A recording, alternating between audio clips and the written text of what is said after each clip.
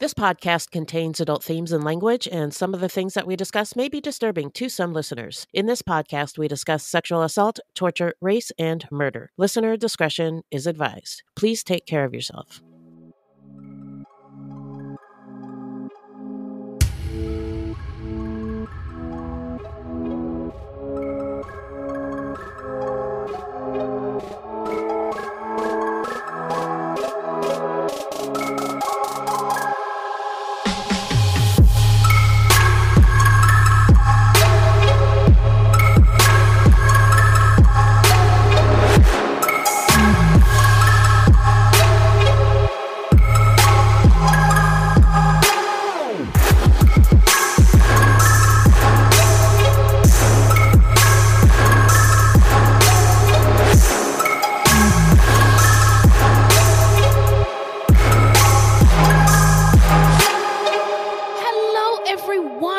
Welcome to Fruitloops, episode 184. Bienvenidos, bitches, buiti, binafi, and thank you so much for listening. Fruitloops is a podcast about true crimes committed by people of color and those who are othered and the victims. Because contrary to popular belief, not all serial killers are straight, cisgender, white dudes. No. Now, these crimes rarely get any public attention because the news is racist, allegedly.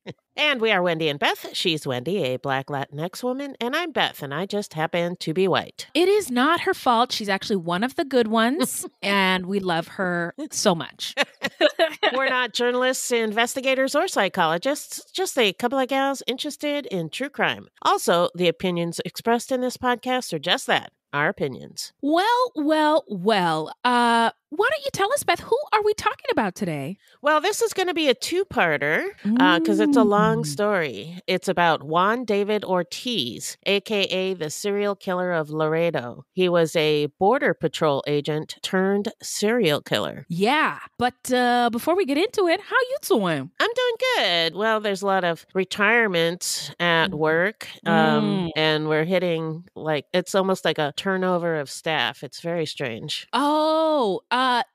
And it's interesting because everybody's talking about the job market. There's so many jobs, and that boomers are finally retiring. Yeah. No, finally, it's our chance, millennials. Get in there. Get all those executive positions. Yeah. But it makes sense. I mean, so it goes. It's just it's just really weird. And then, everybody else is sort of left to continue on the work until they fill those positions. So that can be frustrating. Well, geez, friend. We're recording this on a weekend. It's Saturday night, very weird. It feels so awkward. Yeah. But I mean, was your week good other than all the stuff? Yeah, it was good. Very busy as usual, maybe busier than usual. And lots of stuff going on in the evenings as well because of the potties. Yeah, retirement stuff. So it was a very busy week. How about you? It was a busy week as well. I have these little offspring and they're in so many activities. Oh, yeah. And then, just work has been busy and, it's tax time. So that is something that we have to finish. And I'm working on it as we speak. So anywho, but everything is awesome. Other than all of that, things are great. Yep, can't complain. No. It could be so much worse. Yeah, I'm not going to complain. Although I did cry a lot today and yesterday and the day before. But that's just me. Wendy has big feelings.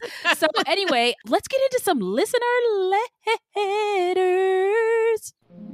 Well, hello, angels. Thank you. I just love that sweet, sweet sound. Me too. What is in that bag, Beth? Well, first I wanted to say, please send any questions or comments to fruitloopspod@gmail.com or leave us a voicemail at 602-935-6294.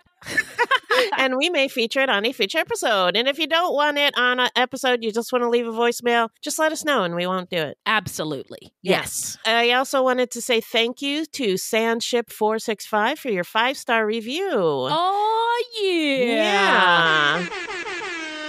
Yeah. Thank you. And then to Catherine for your email. And that was a lovely one. Yeah, it was. And Catherine recommended a podcast out of New Zealand called The Lake, which focuses on children institutionalized at an adult mental institution, Lake Alice, and the torture and abuse inflicted upon them by both adult patients and their doctors. So, oh my gosh. Yeah. Okay. Well, I subscribed. Thank you, Catherine. Yeah, thank you. And hip hop air horns, because that is wonderful. Thank you for sharing that show. Yeah. So we got many Patreons and supporters this week. So thank you to all of you. You all make this Fruit Loops thing possible. So just real quick, before I get into the tunes, Michael D, Semenchi, returning champ, Kimberly W, Samia A, Joanne H, Alexandra, and Angela D. So wow. Awesome. That's a lot. So yeah. Buckle up. Here I go. And here are your hip hop air horns before I forget. Okay, Michael D, this is for you. There goes Michael. Watch him as he goes. There goes Michael. Welcome, Fruity. Okay, so this next one is for Semenchi. Crime after crime after crime, I try to fight it. But your love is strong, it keeps on parting on. We get so weak, Semenchi, we can hardly speak. We lose our control. There's something take over me. That's all I got. So thank you. I went a little off script. Okay, Kimberly W, this is for you. You don't have to be rich, Kimberly. You just have to be you to rule our world. We just want your extra time and your kiss. All right, Samia, this is for you. Como la flor, tal tu amor.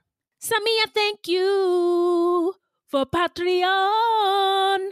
I thank you, Samia. I thank you, Samia. And this one is for Joanne H. And when I get that feeling, I say, thank you, Joanne. Joanne, baby. Hey, baby. Feels good for me. Joanne. Okay, I'll stop.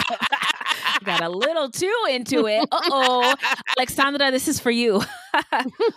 Oh, my love. Alexandra, thank you. Never too much, never too much, never too much. It's my Luther Vandross impression. It wasn't the best, but I hope you like it. Now, Angela D, this is for you. Yes, I believe in me, so you believe in you. Help me sing it. Mama say, Mama Sama Angela. Mama say, Mama Sama Angela. Mama say, Mama Sama Angela. Mama say, Mama Sama Angela. Woohoo! So those are your tunes, everybody. Thank you for supporting our show. Yeah, thank you. We are going to take a quick break and we're going to get into the story when we come back.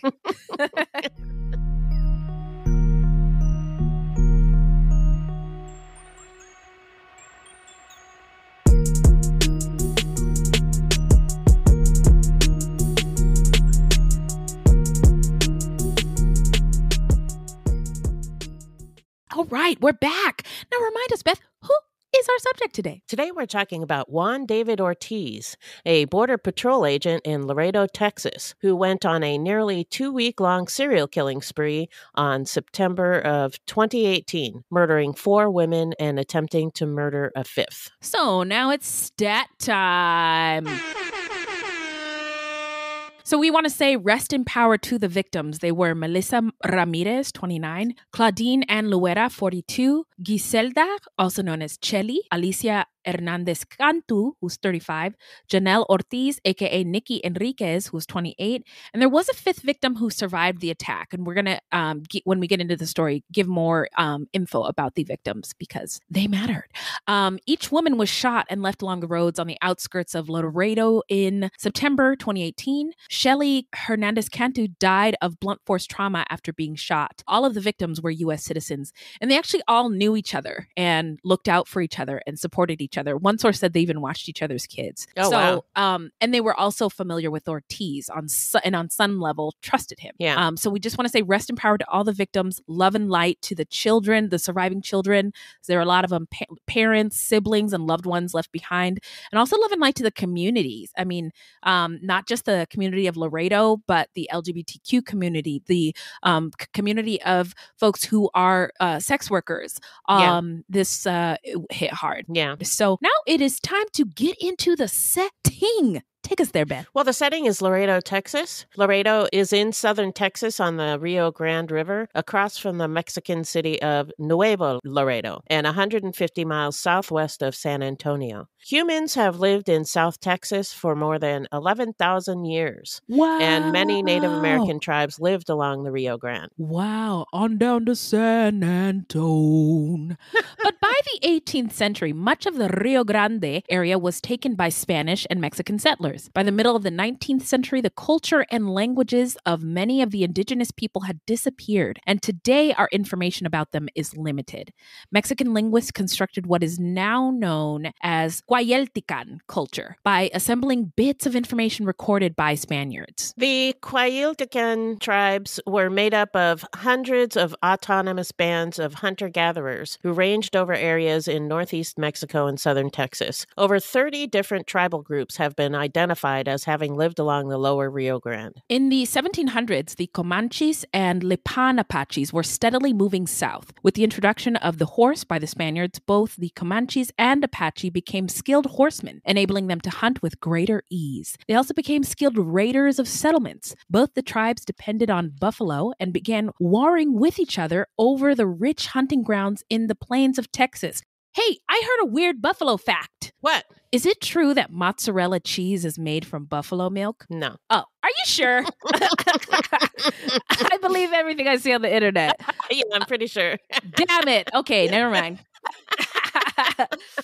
The Cuayelticans found themselves competing with the Spaniards, the Comanches, and Apaches for land, food, and other resources. Over time, the Spanish missions provided a refuge and a place of employment for the displaced and declining native populations. Mission villages became home to dozens of indigenous groups who came from the surrounding areas. But again, they didn't ask for it. No. So the Spanish colonial settlement of Villa de San Agustín de Laredo was founded in 1755 by Tomás Sánchez as a ferry crossing. Unlike most Spanish settlements in Texas, which were organized around forts or missions. Named after Laredo, Spain, the city is one of the principal border crossings from Mexico into Texas. Almost from its founding, Laredo's citizens struggled to live, having a nearly continuous need for protection against raids. When Mexico won its independence from Spain in 1821, Laredo became a Mexican city. Then in 1836, the Republic of Texas won its independence from Mexico and attempted to claim jurisdiction up to the Rio Grande River. Stuck in the middle of this chaos was Laredo, a city claimed by both sides, but protected by neither. And on January 17th, 1840, Mexican Federalists, who believed in local control of resources and protections, seceded from Mexico and formed the Independent Republic of the Rio Grande. Laredo was named the capital. Claimed for its territory was the area encompassing Tamaulipas and Coahuila northward to the Nueces and Medina rivers. It lasted for 283 days before they surrendered the land back to Mexico. In 1845, the annexation of Texas to the U.S. led to war with Mexico, and the following year, when the war ended, the Rio Grande officially became the international border and Laredo was a part of Texas. 17 Laredo families who wished to remain in Mexico moved to the Mexican side of the Rio Grande and founded Nuevo Laredo, Laredo's sister city. The founders of Nuevo Laredo even took with them the bones of their ancestors so that they could rest in Mexican ground. I love that. That like touched my heart. Laredo is a city that is both Mexican and American. It has retained much of the influence and language of Spain and Mexico, seen in its adobe houses, church buildings, mission bells, and plazas. Near the downtown plaza are rows upon rows of Mexican import shops. Across the river in Nuevo Laredo are dozens of factories that were established after the North American Free Trade Agreement went into effect in 1994. NAFTA? Lock her up! It is a regionally important manufacturing center, and Laredo subsequently became one of the fastest growing cities in the United States. I'm totally kidding about locking her up. I know. This is actually a good thing. Yeah.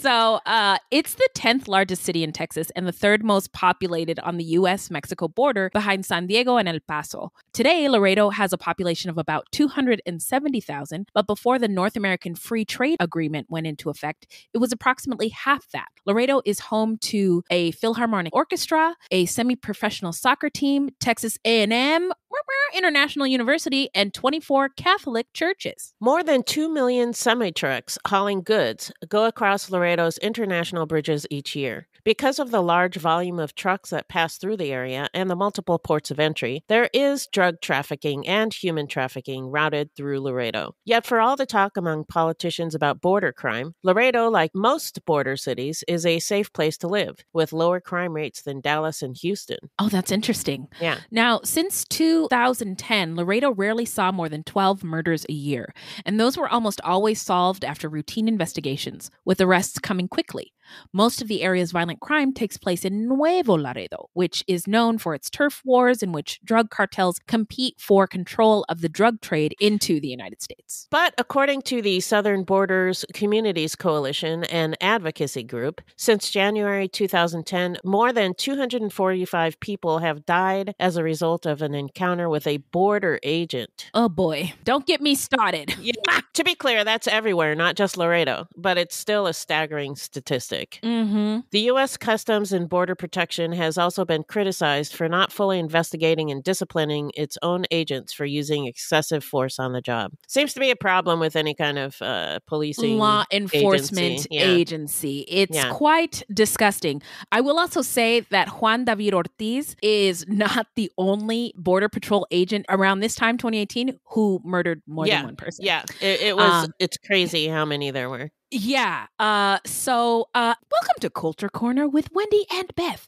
Now, from the beginning, the United States was built on the dual foundation of open immigration for whites only from Northern Europe and racial subordination and exclusion of enslaved people from Africa, Native Americans, and eventually immigrants from other parts of the world. Racial exclusion was first codified in the Naturalization Act of 1790, which restricted citizenship to, get this, any alien being a free white person. Then there was legislation restricting immigration after the act prohibiting importation of slaves. That was in 1807. Then there was the Page Act of 1875 prohibiting the entry of Asian women. And then the Chinese Exclusion Act of 1882 barred all Chinese immigrants. Wow. And there's lots more. I could keep going. Yeah. But President Teddy Roosevelt said that owing to the low birth rates of whites, the restrictions were necessary to prevent what he termed, quote unquote, race suicide. Oh my God. And in 1907, he signed the Gentleman's Agreement with Japan that limited entry of Japanese immigrants. So we have the Chinese Exclusion Act and the Muslim ban.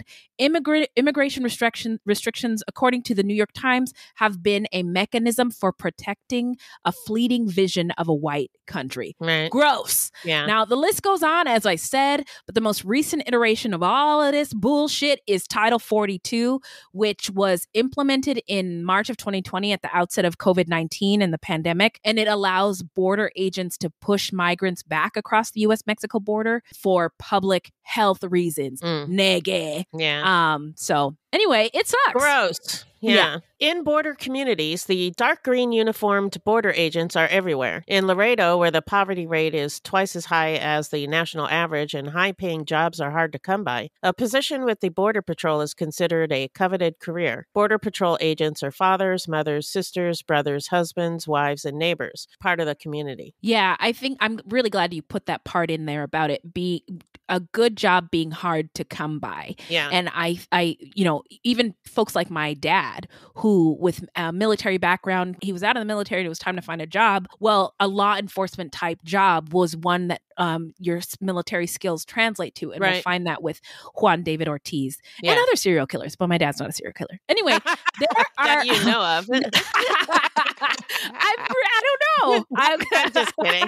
I know. That was funny. So there are 4 vehicular international bridges in Laredo. Until drug violence began escalating in Nuevo Laredo in the early 2000s, crossing the border was a routine part of life for both Mexicans and Americans who drove from one side to another to shop, eat, drink, visit family, seek medical care, even go to school.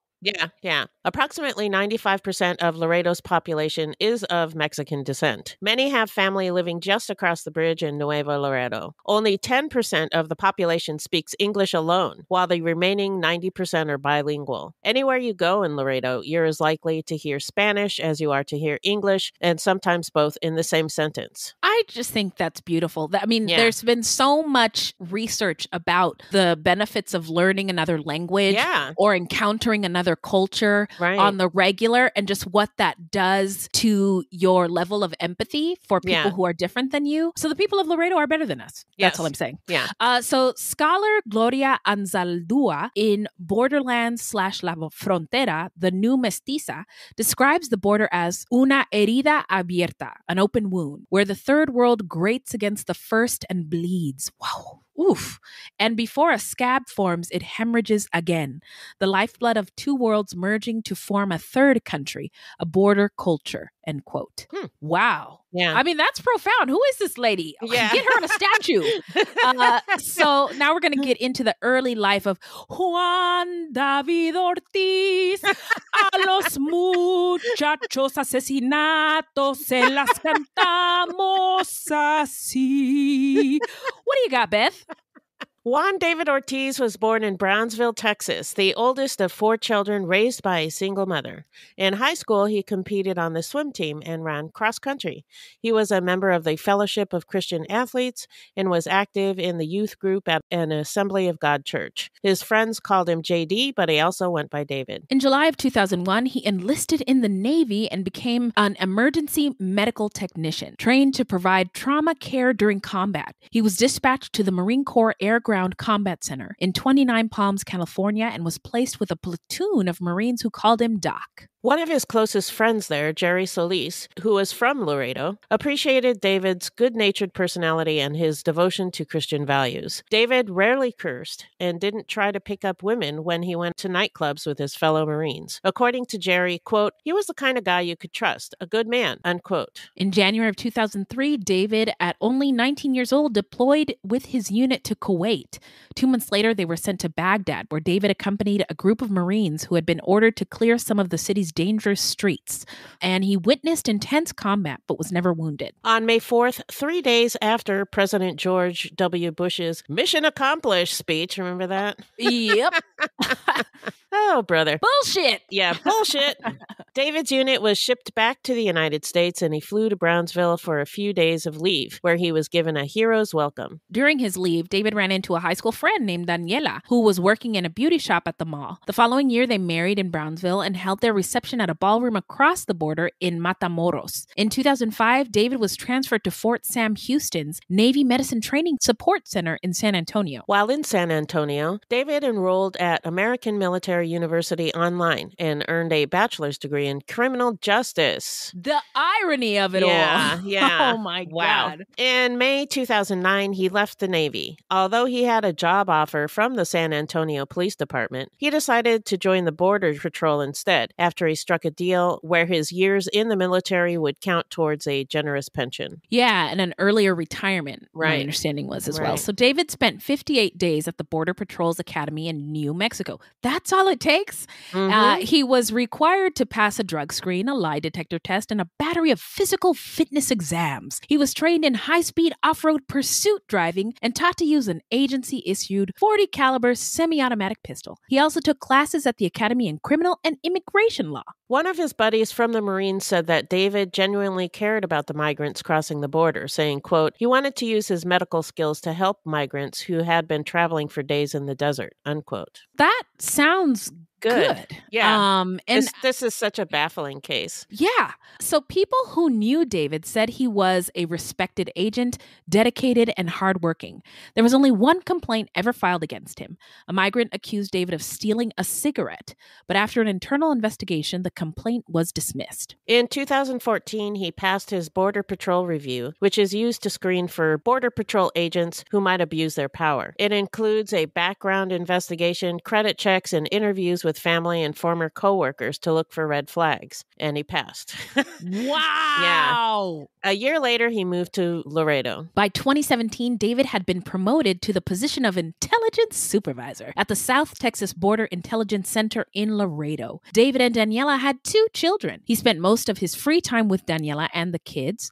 Occasionally on Saturdays, he hunted or fished with his friend Jerry Solis. On Sundays, he and his family attended the First Assembly of God. But one of his Marine buddies said that David did occasionally send him texts about his job, saying that he felt like he was back in Iraq, going to war every day. The Marine buddy suspected David was experiencing long repressed PTSD, and he suggested that David get some help. So David, at least for a while, went to Laredo's VA clinic where he was prescribed medication. No one had ever heard him say anything about a hatred of sex workers. He was reportedly being considered for another promotion at the South Texas Border Intelligence Center.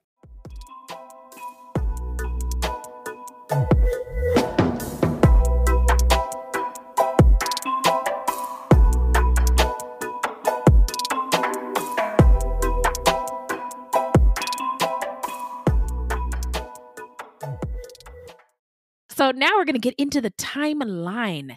Hit it, Beth. In Laredo, there is a 4-block section of San Bernardo Avenue, a couple of miles north of downtown, that is known as a hotspot for drugs and sex work. Locals refer to it as the quote-unquote prostitution blocks, but we won't call it that. Nope. We'll just call it the blocks. Thank you. Most of the women working the blocks knew each other well, as you mentioned earlier in the stats. Yeah, they all looked out for each other. And in early 2018, Ortiz told Jerry Solis he had to forfeit the hunting lease the 2 shared outside of Laredo, saying that he had to work too much and that he was under a lot of pressure at his job. And in the late spring of 2018, when he was 35, Ortiz began frequenting the blocks. At about 6 feet tall and 200 pounds, he wore his hair in a military cut, trimmed on the top and shaved on the sides. He usually showed up after dark, slowing his white 2015 Dodge Ram pickup as he came to that 4-block area. On any given night, there were 6 to 10 women working the blocks. Whenever Ortiz would pull up beside one of the women in his pickup, he would give her a smile. He told some of the women his name was Juan. With others, he went by David. He did ask for sex, but every now and then, he'd just want to go for a drive and talk. According to one woman, Ortiz was a regular customer. She liked him. He was, quote, nice, smart, funny, and a normal guy, unquote. He would give her money to buy drugs or drive her to a drug house if she asked. Occasionally, he would take a woman to his home in a well-kept subdivision in far north Laredo, explaining that his wife and children were out of town. After an hour or so, he would drive her back to San Bernardo, hand her some cash, and wish her a good evening. One of the women would later tell a close family member that he was the most pleasant of all the men she met there. Wow. During the spring and summer of 2018, Ortiz and Jerry Solis would periodically meet up at the truck yard owned by Jerry's family or at Buffalo Wild Wings. According to Jerry, Ortiz would drink excessively, which made it hard to have a conversation with him. So he's having some trouble. I don't really know what it is, but he's struggling with something because he's it sounds like the PTSD and the booze and the medication is not a good combination. Mix. I mean, he's seeking out sex workers, not just for sex, but for somebody to talk to. Yeah. Yes. Yeah. And his job. Look, I don't want you to get it twisted that I'm for police or law enforcement. But it does sound like it is a stressful job. And Takes at this a toll. point in time, it took a toll on him. Yeah. So. Yeah. In late spring or early summer 2018, Ortiz told Jerry that he had gone to Laredo's VA clinic, where a doctor had prescribed what Jerry described as antipsychotic medication. And we don't know what that medication was. Right. I tried to find out, but I couldn't. It could be something as simple as a anti-anxiety or antidepressant. But Jerry said it was antipsychotic medication. I don't know what that means. Okay. So Jerry said, quote, I told him, man, don't go overboard with those pills and don't drink and take those pills at the same time. They will fuck you up. But he said, these pills work. I don't feel bad. I have no stress, no worries. I feel untouchable, unquote. I am just looking at this and whatever it was, I want it. So later that summer, Ortiz showed Jerry a photo on his phone of a young woman. He said he had met her at a Gold's Gym. Jerry was stunned. Quote, I said to him, have you thought about what you're going to do if your wife finds out you have a girlfriend? Are you willing to lose her and your kids? And he said, there's going to be no problem. My girlfriend knows I'm married and she's okay with that, unquote. Woo. Yeah, I don't know. Yeah. I mean, I will say, it's 2022 and I do have friends who are in like polygamous relationships with men who are married and the wife knows about the other women and it works. Yeah. I'm not making a judgment on that. I'm just thinking, I don't think his wife's going to be okay with that. Oh, yeah. I think you're 100% right. Yeah. On August 30th, Jerry invited Ortiz to the truck yard to watch a preseason game between the Dallas Cowboys and Houston Texans. Ortiz took a couple of pills and drank several beers. And I'm wondering if he's doing other drugs as well. I don't know. That was my impression in my research. Nobody explicitly said it, but everybody speculated. Yeah, it sounds to me like maybe he was doing drugs. Yeah. So he said little and left before the game ended, explaining that he had to be at work early the next morning. 3 days later, on Sunday, September 2nd, 2018, the day before Labor Day, Ortiz arrived at the blocks in the late evening hours and spotted Melissa Ramirez, 29. According to her mother, Melissa was the third of 4 children and had been a good student. She referred to her daughter as mi niña hermosa, my beautiful girl. Growing up in Rio Bravo, a low-income border community located south of Laredo, Melissa learned to play Mexican folk music on an accordion and sang along with Selena's songs when they came on the radio. Oh. Whenever the ice cream truck drove by, she begged her mother for spare change so she could buy ice cream for her friends who had no money. Oh, that's really sweet. Yeah. But when she was a teenager, she was sexually assaulted by an uncle of one of her friends, and her life began to spiral. She dropped out of high school, became addicted to prescription drugs, and eventually turned to cocaine. She lived in Rio Bravo with her mother and 2 of her children, ages 7 and 3. Although she doted on her children and was a loving mother, she continued to be plagued by addiction. Sometimes desperate for money to buy drugs, she would leave her kids with her mother, catch a bus from Rio Bravo to downtown Laredo, and walk up San Bernardo to the blocks. That September night, she got into Ortiz's truck and drove away. At around noon the next day, the Webb County Sheriff's Department dispatcher received a call from a rancher who had discovered a woman lying face down on the side of the dirt road in a remote part of the county, 24 miles north of Laredo. A deputy was sent to investigate. The woman, who was clutching a bag of M&Ms, and it's these little details that really break my heart. Yeah, mine too. That's so regular. That could be any of us. Yeah. When we're telling these stories, it's like, oh, there's a body, and it doesn't really hit you until there's like a little personal detail like this. Yeah, the little details really, it's what we all should be thinking all the time. Yeah, they hit you, but it's a reminder of how human these people are, these victims are. She had been shot 3 times in the head and once in her right wrist. On the ground beside her were .40 caliber bullet casings, suggesting she had been gunned down at point blank range. She was identified through her fingerprints as Melissa Ramirez. And was she the first victim or the first body found? First victim. Okay, so Ortiz took no time off work, and colleagues could remember no change to his daily routine. After a couple of days of investigation, the Texas Rangers, and Webb County Sheriff's detectives did make some headway, collecting the names of 3 men who were said to have associated with Melissa. Although there were no Border Patrol cameras in the immediate area where Melissa's body was found, there were a few nearby. And I bet he knew where all those cameras were. Mm-hmm. Yeah. And he was he a supervisor yet? Yeah. So he also had extra access to everything. So. Yep.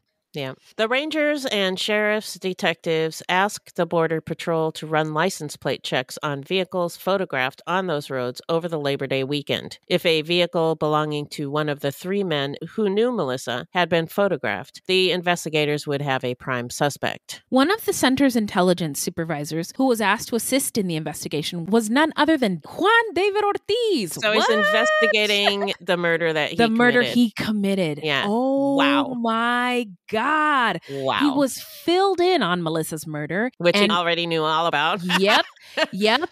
And he and his team promptly ran license plate checks. They didn't discover any connections to the 3 suspects. Oh, wow. But they did identify a car that belonged to a police officer. When investigators interviewed him, the officer explained that he was looking at property in the area and he was cleared. When Jerry Solis saw Melissa's photo in the newspaper, he was struck by her resemblance to the photo of the woman he had seen on Ortiz's phone. Oh my God, the girlfriend. Yes, Whoa. The girlfriend. But he convinced himself he must be mistaken.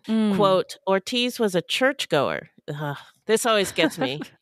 Yeah. It doesn't matter. I'm going to get into it in my takeaways. Yeah. But I'll just say it now is that bad people do bad things, but religion also makes people do bad things too. Yeah. It really doesn't matter if they're a churchgoer or not. Exactly. Some of the worst people I've ever encountered in my whole life are churchgoers. Yeah. Anyway, he said, quote, Ortiz was a churchgoer. He never once talked to me about prostitutes. If someone had told me that Ortiz was picking up women on San Bernardino, I would have said, you've definitely got the wrong guy, unquote.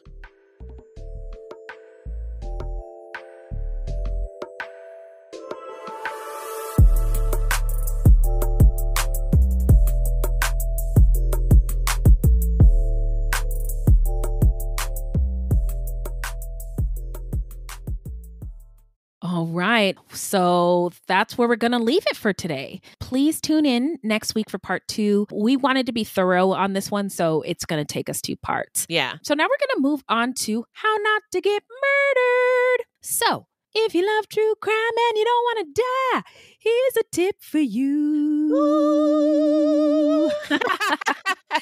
This segment is not intended to be victim blaming. We thought of this segment because I read somewhere that a lot of people listen to true crime because they want to know what they can do to be safer. This is not meant to blame the victims. It's just learning from other people's experiences. Thank you. So this is a throwback tip that we got a while back on a different case from one of our fruities, Sophie, on our Facebook page. And it's safety tips for sex workers.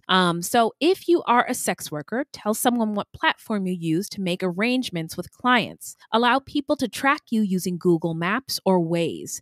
You can set a certain location as your destination and then text a friend with a link so they can track where you are relative to that destination. There are also panic alarm buttons for your phone. Set up a group text on your phone to multiple people who who are like your safety people, and let those people know when you're leaving and when you should be back. Text me when you get home, that whole campaign. That kind of thing. Yeah. Tell them exactly where you expect to be, and the text updates whenever you change your locations. A date that understands the importance of your well-being should be fine with this. So it is also a great way to filter out dick bags.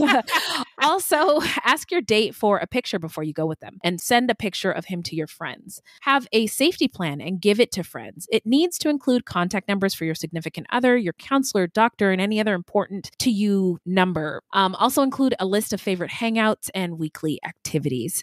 Okay, so that's it for tips. Now it's shout out time, where we shout out any content by or about any people of color or other folks, or any true crime goodies. I have a few. Okay, and cool. I don't know if you've seen You People on Netflix. I've seen it on there, but I haven't watched it yet. And I put it in my watch list. Okay. It's come with some mixed reviews. Mm-hmm. Black people so far I've encountered don't love it. But I did love it, and Old Whitey loved it. We watched it together. Now it's not perfect. What is? And sure, there's room for criticism, but it's a fun watch. Just pop in an edible and sit down with your boo and enjoy yourself. So is it a movie or a show? It's a movie. It's a movie okay. on Netflix about a guy named Ezra.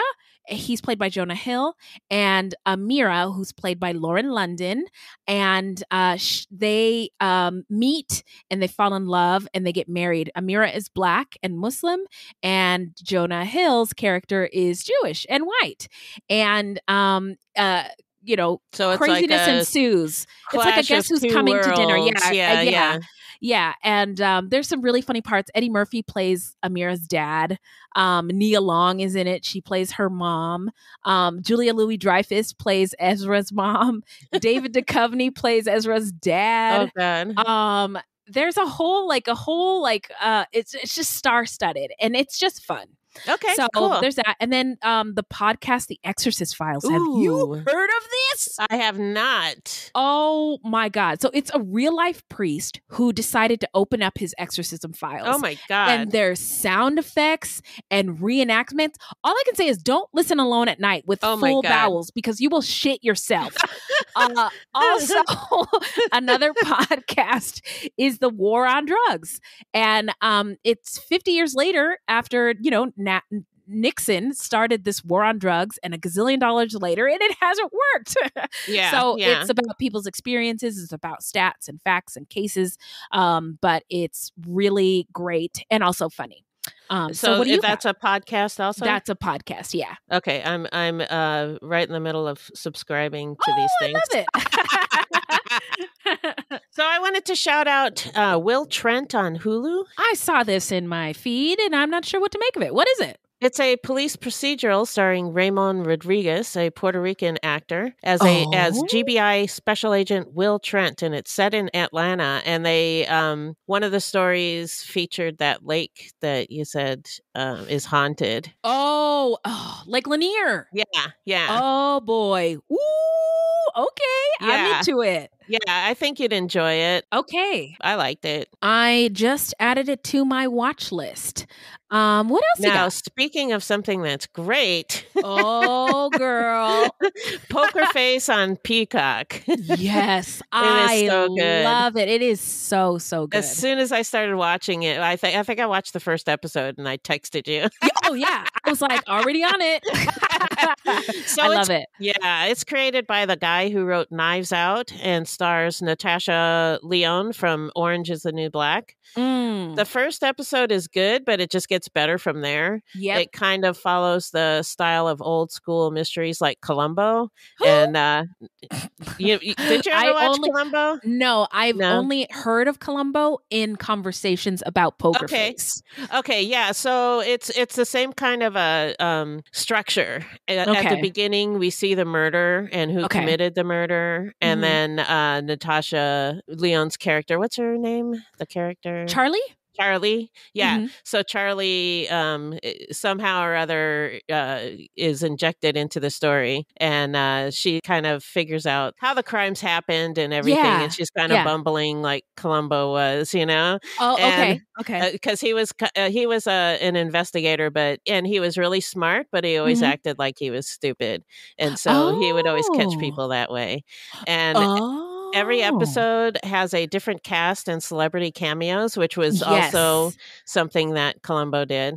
Okay. And the it's cast, delightful. Yes, and it's always diverse, and the characters are everyday people, so it's not like a bunch of rich people all the time. It's like just regular everyday people. Yeah. And the humor is right up my alley. I was sitting there watching it and laughing all by myself. It's Me so too. funny. It is just a delight. Yes. It is a wonderful show. So I'm going to recap all these shout outs. Hold on your butts. You people on Netflix, the podcast, The Exorcist Exorcist Files, wherever you get your podcast. Also, the podcast The War on Drugs, wherever you get your podcast. Will Trent, streaming on Hulu, as well as Poker Face, streaming on Peacock. All of those are very good. Let us know what you think of them. Yeah. I know, we're here. All don't right, cry. well, Don't cry. You know, you when you cry so much that you get like a headache. That's how much I've been crying. Are you all right? Yeah, it's just I think a lot of it is the weather. Oh, and so it makes me really like depressed. Yeah, and so like the slightest thing is like has me crying. Everything sucks. But I'll be okay. In the meantime, you are going to be okay, and you can find us where, Beth? Our website is fruitloopspod.com, and we use Fruit Loops Pod for all of our social media. The footnotes for each episode can be found on our website, plus check it out for the different ways you can support the show and become a Fruit Loop patron. You can also support us by supporting our sponsors or by giving us a 5-star review. Absolutely. Now, This is a weekly podcast, and new episodes drop every Thursday. So until next time, look alive, y'all. It's crazy out there.